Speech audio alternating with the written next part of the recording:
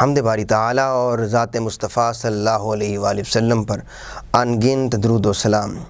رمضان المبارک کے حوالے سے ایک نہایت اہم مسئلہ جس پر ہم گفتگو کرنا چاہیں گے وہ یہ ہے کہ رمضان المبارک کے اندر لوگ کثرت سے صدقہ خیرات بھی دیتے ہیں، اجتماعی افطاری کا بھی بندوبست کرتے ہیں، اس کے علاوہ نوافل بھی کثرت سے پڑھتے ہیں، لیکن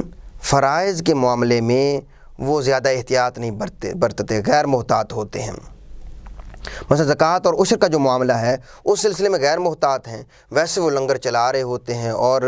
لاکھوں روپے کا سرمایہ وہ اللہ کی راہ میں خرچ کر رہے ہوتے ہیں۔ کیا ان کا نفلی صدقہ وہ قبول ہوگا یا کہ فرائض کی ادائیگی کے بغیر وہ نفلی صدقہ قابل قبول نہیں ہوتا؟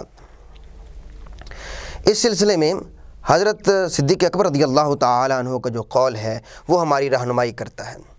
آپ کا جس وقت آخری وقت ہوا تو آپ نے حضرت عمر فاروق رضی اللہ تعالیٰ عنہ کو پاس بلا کے کہا، ان للہ عملا فی النہار لا يقبل اللہ فی اللیل وَإِنَّ لَهُ عَمَلًا فِي اللَّيْلِ لَا يَقْبَلُهُ فِي النَّهَارِ۔ اللہ تعالیٰ کے لیے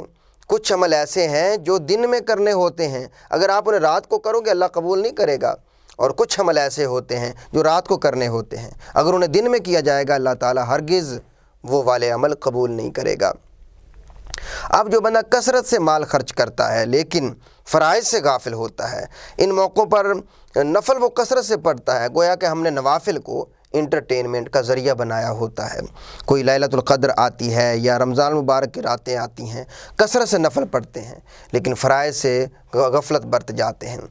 اس کے بارے میں حضور غوث الثقلین شیخ عبد القادر جیلانی رحمۃ اللہ تعالی علیہ کا قول اور آپ نے جو مثال پیش کی ہے وہ کمال مثال ہے۔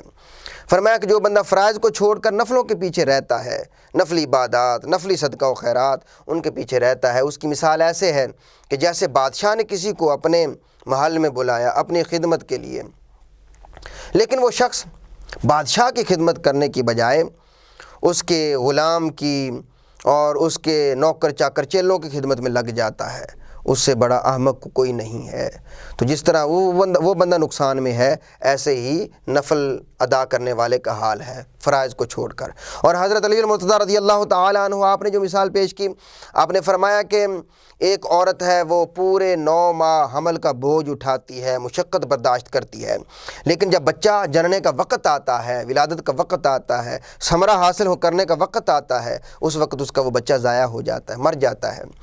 تو اس نے مشقت برابر کی اٹھائی لیکن فائدہ کچھ نہ حاصل ہوا، ثمرہ کچھ نہ حاصل ہوا۔ یہی حال فرائض چھوڑ کر نفل ادا کرنے والے کا ہوتا ہے کہ وہ کثرت کے ساتھ خرچ کر رہا ہوتا ہے، مسجد میں دے رہا ہے، مدارس میں دے رہا ہے، لنگر پکا رہا ہے، افطاریاں کروا رہا ہے، لیکن زکوٰۃ، عشر اور فرائض سے غافل ہے۔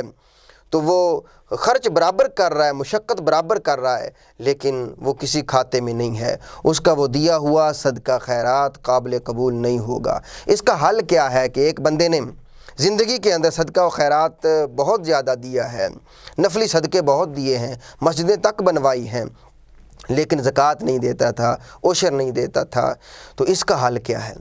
اس کا حل یہ ہے کہ بندہ ایک اندازے کے مطابق اللہ کے دیے ہوئے مال میں سے اس نے دینا ہے، ایک اندازے کے مطابق، اور اچھا خاصا ایک اندازہ مقرر کرے کہ میرے ذمہ اتنے صدقات واجبہ بنتے ہیں اور زکوٰۃ بنتی ہے،